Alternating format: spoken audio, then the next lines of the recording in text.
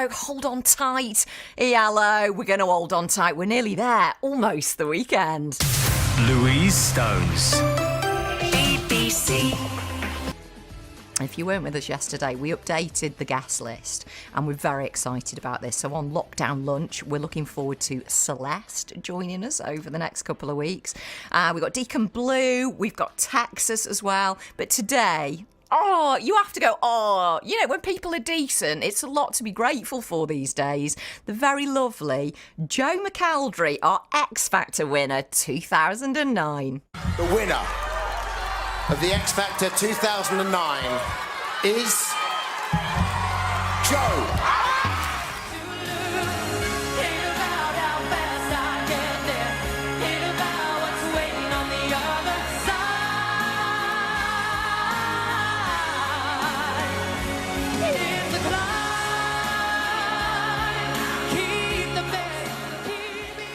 Congratulations, mate. How you feeling? I can't even speak. Thank you so much, everyone. All right. Hiya, Joe. How are you doing? You all right? Oh, do you know what? All the better now. I just go, it's lovely, Joe. This is going to be good. I can't remember the last time I was in there. I think it was when I was doing Joseph. I can. It was because people kept dropping things in going, do you think he'll mind? And do you know what I kept saying to people? Every programme we had dropped here, not only didn't you mind, you sat here and said, who's it for? Or have they been to see the show? And I thought, he's proper nice. Oh, I try. You haven't seen us on a bad day, though. No, that's true. I tell you what, we have been enjoying all the Zoom parties, the single launch. Oh, God. Do you know what? I'm going all out in my house. It's turned into a mini theatre. What can I say? I've got glitter curtains behind us, balloons and everything. I want some glitter curtains. Listen, £8 off Amazon. It's a bargain. I'm not joking. I'm going to buy them. I just think we need stuff like that around us, cheer us up a little bit. Yeah, totally. You know, and obviously, normally, when I've had a single out and things like that, you'd normally be, you'd be out touring, you'd have a proper single press party and everything. So we're just trying to adapt, in terms of like making things exciting and interactive for people, but obviously all online to keep people safe. Well, forget going out on tour now. Now you've spent your £8, you might as well make the most of it. You got quite a few, let's just say quite a few of my friends very excited when it was worded single launch. They thought you were doing some kind of like dating app. Oh, wow. Okay. I mean, to be fair, I'm very single, so maybe that would be a good idea. Oh, please don't. We'll never hear the end of it now. They were going, he's single. Brilliant. How have you coped with everything, Joe? When you're looking at the last 10 months.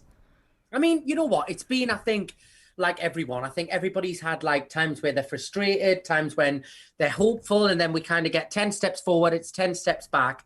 I've been very lucky that, like what you mentioned, like with doing online stuff, and we kind of just took everything that I do in the first lockdown online. Yeah. For you, I mean, I know how hard you've worked, and it has gone at a hell of a pace. Does it seem like a million lifetimes ago now since X Factor? It does in a way, but like it's also flown by at the same time. Like obviously to put it into context, I was 18. I turned 18 on the show, and I'm 30 this year in June. So like, I think a lot of people forget that I am nearly 30. So they remember in their mind, and it's understandable, X Factor is a huge thing, and it kind of lives in people's minds and memory for a long time.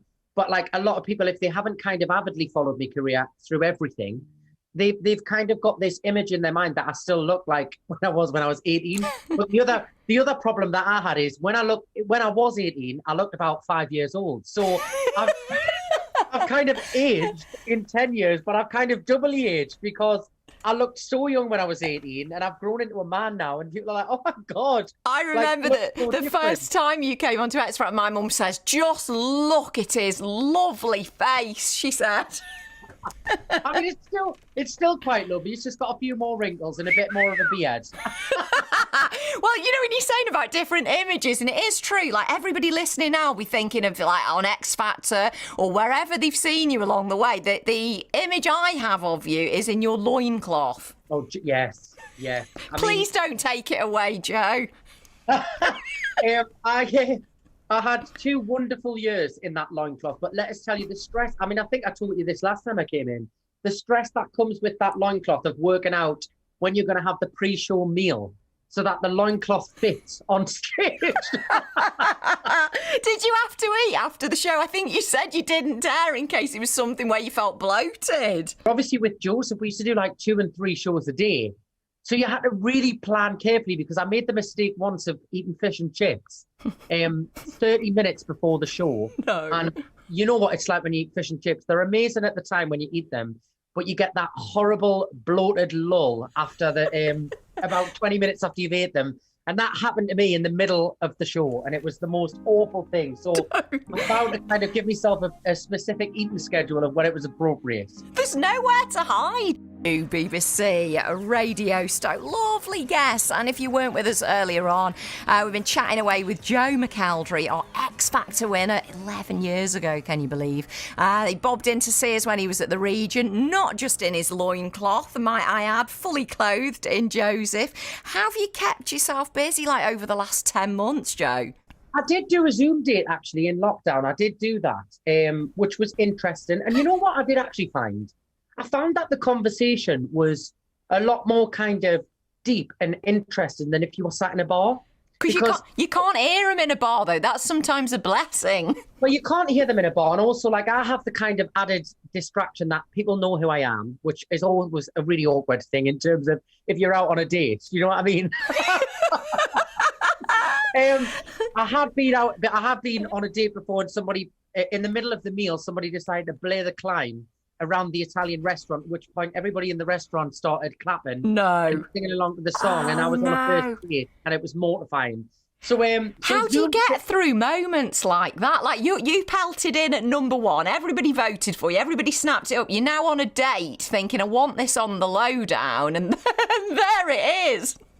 It was an experience, and luckily the guy I was on the date with, he just kind of looked at us and was like, is this normal? And I was like, I mean, I don't think it'll ever be normal, but it does happen to me. So maybe that's one thing you should probably learn to get used to. Well, they're going to have to, from seeing you on X Factor and the climb, of course. I mean, we can't forget that pop star, opera star. You've cheered us up every single step of the way with all of your career choices. I've tried, and I've always tried to kind of pick things that when opportunities come along, I've always tried to kind of think out the box a little bit in terms of what people wouldn't expect us to do. And, pop star, opera star, I think everybody kind of thought it was going to be a recipe for disaster, but I had so much fun, and it opened up like so many different avenues of work in terms of the genre of music. I got to release a classical crossover album, which I never in a million years thought I would get to do.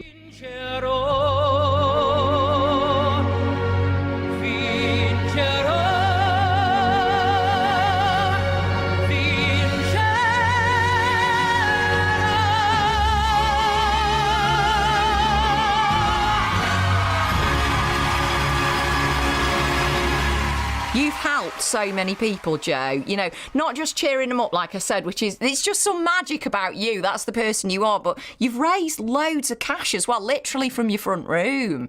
Yeah, well, the cash, the fundraising that we did was in the first lockdown. I've got a local theatre near me, and they were really struggling, like many venues and community centres that rely on people through their doors, I just said, I'll play that venue when I come home on tour. And it's kind of the hub of performing arts here. Like I'm sure you guys have, probably like the Regent, I just wanted to help them. So I went in there and I got like a bunch of guys together, like my camera, film and crew people and sound guys. And we just threw together this virtual online stream show in the theatre. And obviously it was empty. There was nobody in there. There was like less than 6 people in the crew.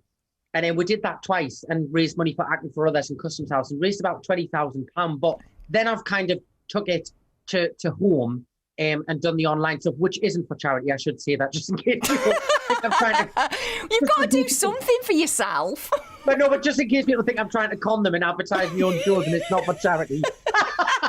But we've carried on doing it, because it's like, and people come on, they go on the website, get the tickets, and they come and join us. And I've had a blast, actually. It's different and it's not the same. And we can't wait for that moment that we go back to normal. But it's nice to be doing. It's better to be doing something than nothing, you know? Oh, keep them coming, these Zoom concerts from your front room. They're absolutely fantastic. And like I said, you've helped me out no end today, because I think the next £8 I spend is going to be on a disco curtain.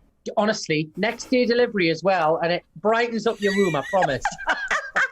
The only tip-off I can give you, right, and this is completely random, I now want this disco curtain about the same price, about £8, because, like, when we listen to your song, I'm like, that's it now, I just want to go out, I want to get dancing and stuff. And at Christmas, my sister bought a disco light that you put in the bath. Have you seen them? No, in the bath. Joe.